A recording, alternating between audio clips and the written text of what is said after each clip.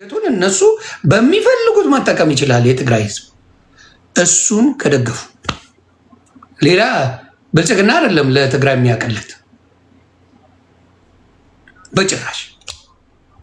ብልጽግና ለትግራይ ህዝብ ያቀለታል ብዬ አላስብም። እና አሉ በተለይ የብልጽግና ካድሬዎች አረመኔ፣ ሆዳም፣ መሀይም ሶስት ነገር ይገልጻቸዋል። አረመኔ ናቸው።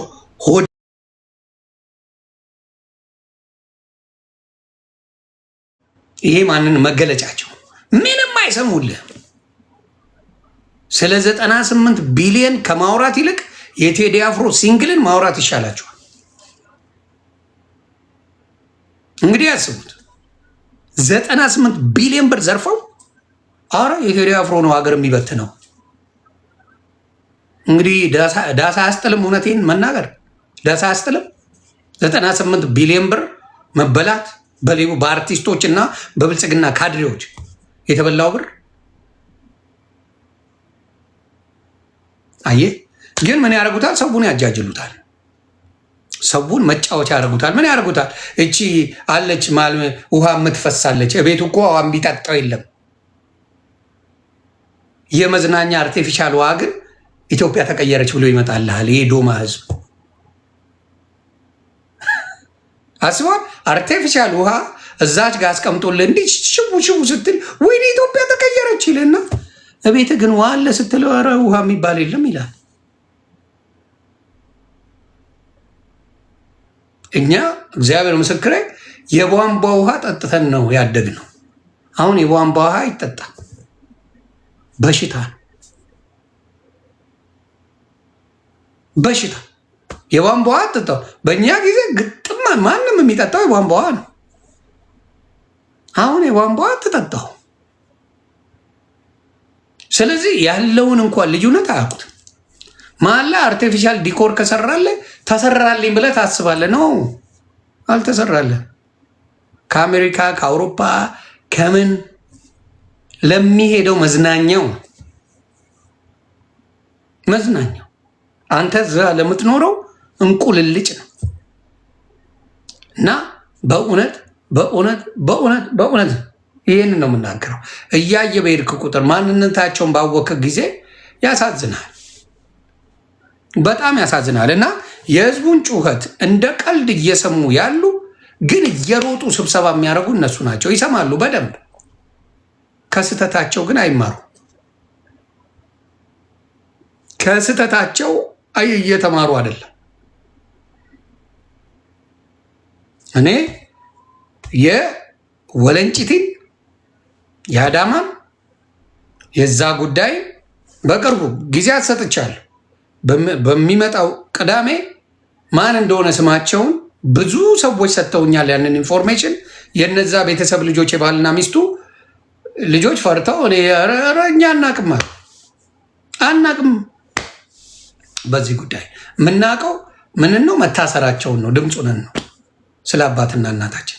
ከዛ ውጭ ያለውን ግን ኢንፎርሜሽን በፍጹም እኛንም ያስገቡናል። ያስፈራል። እና እግዚአብሔር ይመስገን ብዙ የዛ በተለይ ኦሮሚያ ክልል ያለው አስተዳደር ሬሳ ቆሻሾች ነው። መሀይም የሌባ ጥርቅም ነው። አወጣልሃለሁ።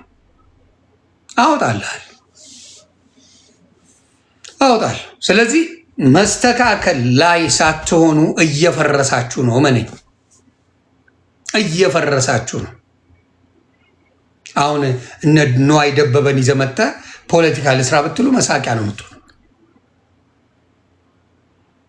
ያ ወንጂ ኩሪፍቱ፣ ኧረ ብዙ ቦታ አለ መሳቂያ። ነዋይ ደበበን ይዘህ መጥተህ ፖለቲካ ልስራ ብትል መሳቂያ ነው የምትሆኑ። አይጠቅማችሁ። ምክንያቱም ማንም ያውቀዋል ነዋይ ደበበን ምን አይነት ሰው እንደሆነ። ከመጣው ከሄደው ጋር ችግር የለበትም እሱ። አድንቁልኝ እንዲያርጉልኝ። አንተም አድናቂ ጠፍተዋል። እንኳን ሌላው ሊያደንቅ አድናቂ ጠፍተ እዚህ ብትመጣ ለኮንሰርት የሚገባ የለም። አንተ መጥተህ ታውቀዋለህ ራስህ። እንኳን አንተ ያደነቀውን ሰው ሊያደንቅ ደካማ ነህ። ባህር ተሰር ለምን ነው ኤፍሬም ታምሩ እንደዛ አያሽቃብጡ? ለምንድን ነው ኤፍሬም ታምሩ ከመጣው ከሄደው ጋር ያዙ ይልቀቁኝ የማይለው? እስቲ ንገሩኝ። ለምን? አይመለከተኝም ነው የሚለው። መብቱ ነው። እኔ የለሁበትም። ከመጣው ከሄደው ጋር ኤፍሬም ታምሩን አታገኙት ምንም ቦታ ላይ። እዛው ነው የሚኖረው፣ ኢትዮጵያ ነው የሚኖረው። መብትን ጎሳዬ ተስፋዬ ከመጣው ከሄደ ጋር አያሽቃብጥም። ባላየ ትችላለህ። አርቲስት ሆነ ህይወትን ላይፍን እየኖርክ መሄድ ትችላለህ ከህዝብ ጋር ሆነ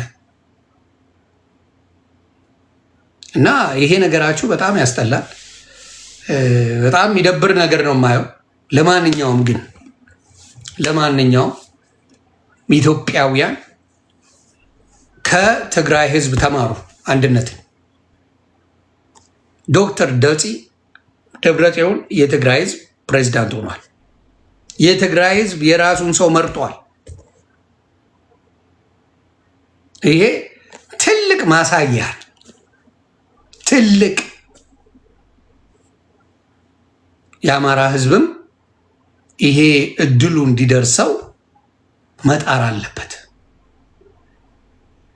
ይሄ የራሱ ህዝብ መርጦ የራሱን ሰው የማስቀመጥ እድል መድረስ አለበት። ይሄ ከደረሰው ኢትዮጵያ ውስጥ ለውጥ አለ። ካልደረሰው ግን ያው ችግሮች አሉ ብዬ ነው የማስበው።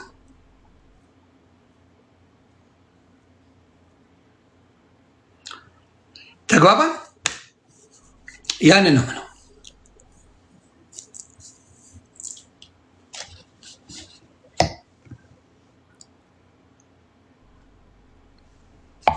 ለብልጽግና አንቺም ነበር ያላሽቃበጣለ እንዴ? ለብልጽግና ንገረኝ እስቲ። ታፕታፕ ኮፒ ሊንክ እያደረጋችሁ ለብልጽግና ያላሽቃበጣለ እንዴ? ለብልጽግና እኮ ተዘፍኗል። ብልጽግና ያላሽቃበጠለታል እንዴ? ማን ያልተሸወደው? እየረሳችሁት ይሆን? ሾርት ሚሞሪ ነገር ነው። ጭውትም ያላሽቃበጣል። ኤቭሪባዲ ዳስ። ግን ስትነቃ ትነቃለ። በቃ እስከ መቼ ገባ? እስከ መቼ ይሄ የማይረባ ንግግር? ለሁሉ ነገር እኔ ያውቃለሁ። አንዳንዴ ትመልሳለህ፣ አንዳንዴ አትመልስም። አሁን መለስ የምትወደው ለሁሉ ነገር አያውራ። ተግባባ። እግዚአብሔር ምስክር ለመጣው ለሄደው ነገር እኔ በሳቅ ከገደለኝ አንድ ንግግር አለ። 12 ኳስ ተጫዋች ሸሼ ነው ጭውቴው። ለማንኛውም ተጠየቀ እንዴ መለስ ዜናዊ ኳስ ተጫዋቾች አሰልጣኙ ምናምን ሄደዋል ከሀገር ጥለው ወጡ ተባለ። ከዛ አመጠሉለት እንደ ትልቅ ነገር። ሀገር ሽብር ላይ ነው ጨዋታው። ምን አለ? እኔ እንኳንም ወጡ እኔ 12 ገበሬ ቢወጡ ኖሮ በጣም ይቆጨኝ ነበራል። ምክንያቱም 12 ገበሬዎች ብዙ ሺህ ህዝብን ይመግቡልኛል። ቅሪላ አልፊ ወጣ ገባ ለእኔ የሚፈይደው ነገር የለም አለ። ጭንቅላት ያለው ሰው እንደዚህ ይናገር። ምን ቅሪላ የሚያለፋስ ሄደ መጣ ለእኔ ለኢትዮጵያ የሚጨምርላት ቅንጣት ያክል ነገር የለም። ስለዚህ ገበሬ ቢወጣ ግን በጣም አዝን ነበር አለ። ሌላው በጣም ደስ ያለኝ አንዴም እንደዚህ የተናገረው ንግግር አለ። እንደዚህ የሚያስደስቱ ንግግሮች ብዙ ጊዜ ትሰማለህ። ስለ እንትና ስለ አፍሪካ አንድነት ድርጅት ከኢትዮጵያ ይውጣ ተብሎ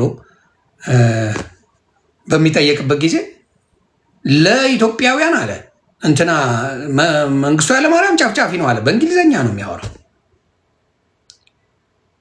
ለውጭ ላሉት ግን እያንዳንዱን ነገር ዲፕሎማሲ በጣም ጎበዝ ነው። ኃይለ ሥላሴ ለራሳቸው ላይሆኑ ይችላሉ። በዲፕሎማሲ ደረጃ ማንም አያክላቸው ማለት የሚደንቅ ንግግር ነው የተናገረው። ስለዚህ ምንም ምክንያት የለውም። ከኢትዮጵያውያን በዲፕሎማሲ ማንም ሊበልጠን አይችልም። ስለዚህ መውጣት የለበትም ብሎ ሲከራከር ነበር። ወሽመጡን ገትሮ ማንም ሊያሳምነው አልቻለም።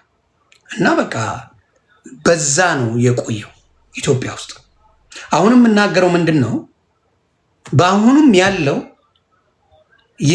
የወደቀ